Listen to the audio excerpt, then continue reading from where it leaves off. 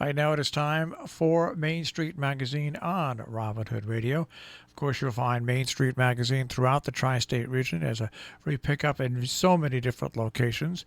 And also, they have their web edition, which is mainstreetmag.com, mainstreetmag.com. We welcome in once again Thorin. Thorin, good morning and thanks for joining us. Good morning. How are you today?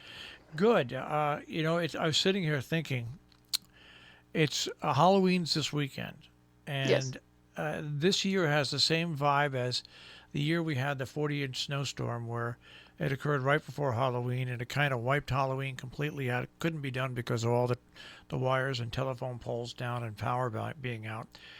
And even though Halloween is coming up this weekend, it just doesn't seem like it. Is it just me, or is I mean, you've got young kids, so but it just doesn't feel the same to me this year. I'm so glad you say that because there have been so many people who have said that too. It's like, oh wait, that's a few days away. How did that happen?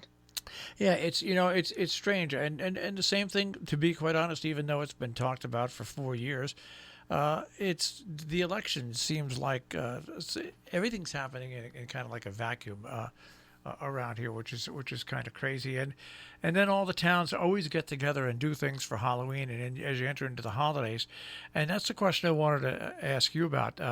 I know the amount of events that are going on after Halloween, heading into Thanksgiving and Christmas, just are down by about 85%. Do you see that in what your listings have so far?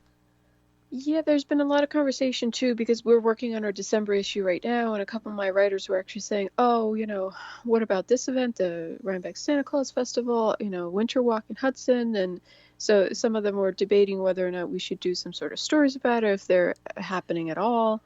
And so there's still a lot up in the air. Like I was speaking with Dominique DeVito yesterday, one of my writers, and she was looking into the Winter Walk in Hudson. She's like, well, they still haven't decided if they're holding it.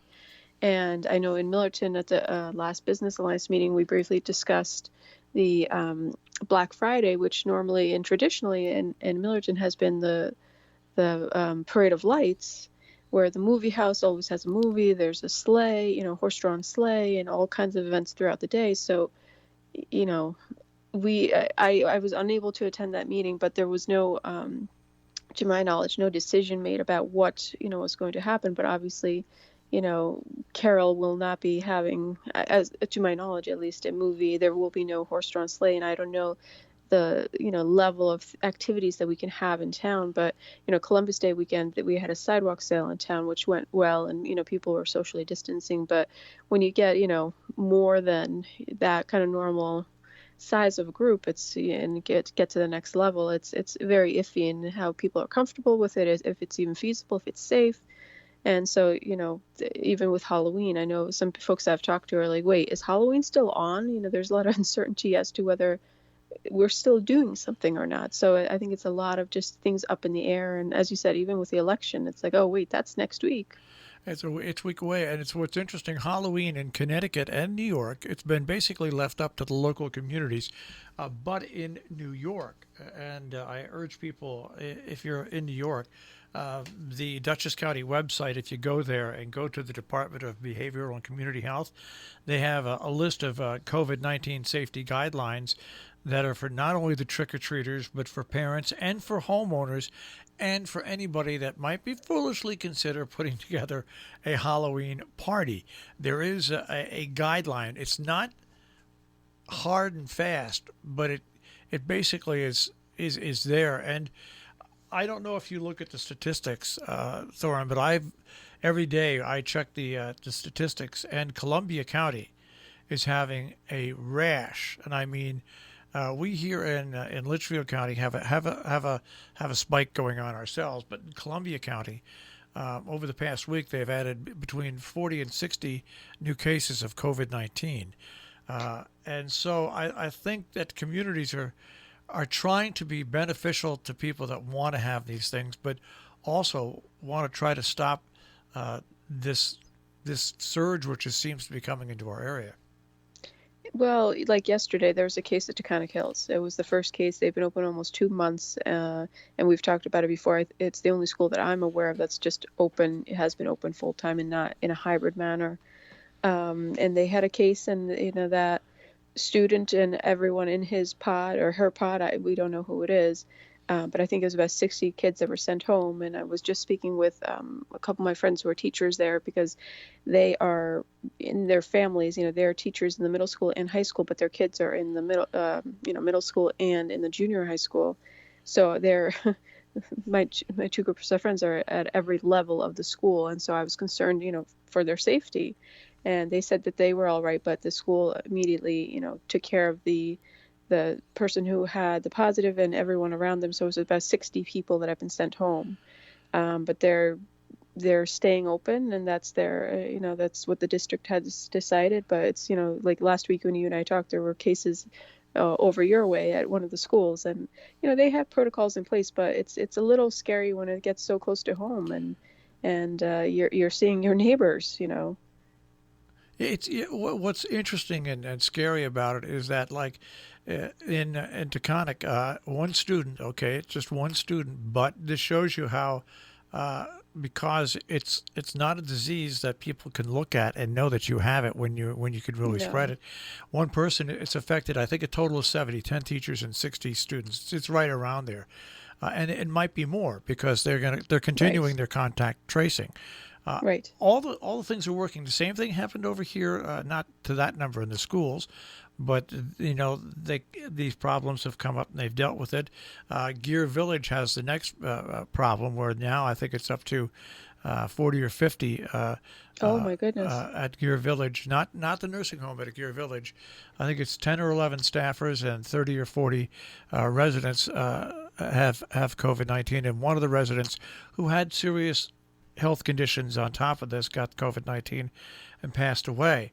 Oh And no. what's interesting is when our talk with the Sharon Hospital, Dr. Mark Herco, he pointed out the main difference. The first time we all got prepared for COVID-19, it was a disease coming from the outside in. Right. And now what's happening in our communities is it's now in the communities, and it's now spreading in the communities outward. And Right. that's the big difference, and that's why schools are so. I tell you what, I give credit. The schools are very open and transparent. They're not afraid to announce what they're going to do. They all have plans in place. So, I mean, a lot of credit goes out to these schools, because this is really for teachers, administrators, students, and parents. It's a tough situation. It really is. It's really tough. And, we're lucky to have, Ian Struver, the principal of Hoosie, is one of our writers. Mary O'Neill also works at Hoosie. And as I've mentioned, I have a lot of good friends who are teachers at Taconic Hills. So talking with them, in the spring through the summer into the fall was very interesting. And, like my three of my friends I was speaking to late summer about who work at Taconic Hills. And I was asking them, how do you guys feel about going back? And personally, they did not want to go back. They were afraid for their health and for their children's health, but they were, we also see how detrimental it is not to be going back, and the impact it's going to have on the kids and socially. And so, they were literally saying to me, we are so torn because we're so afraid, but at the same time, we're afraid not to go back. And so they, as they said, listen, Taconic Hills is a pretty big school. It would only take one case to potentially shut the school down, but they were aware of that, and they worked all summer to put these protocols in place. And here we are. They've been lucky that they've gone 2 months without any case, any scare that we know of.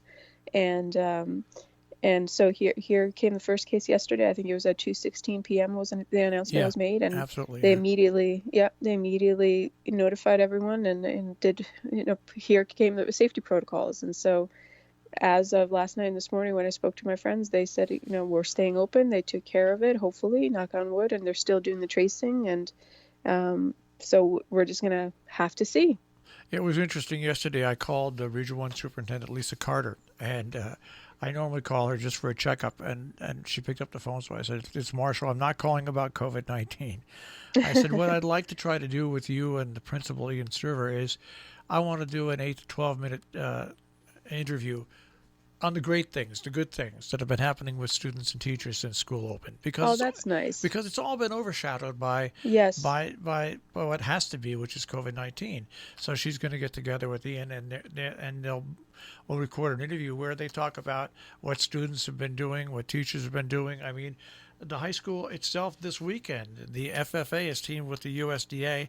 They're going to have a farmers to farmers food box, free food distribution on the 31st from 9 till 12.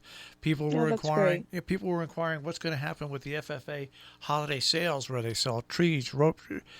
Right now, they're planning on doing it. So we want to publicize all the things that the students, administration, and teachers are doing in our region, and get away from COVID-19 for just a moment. So we're going to do that. But it's so Good. hard. And you, as a monthly magazine, you've got your November issue, which is about set to come out, and like you said, you're working on your December issue.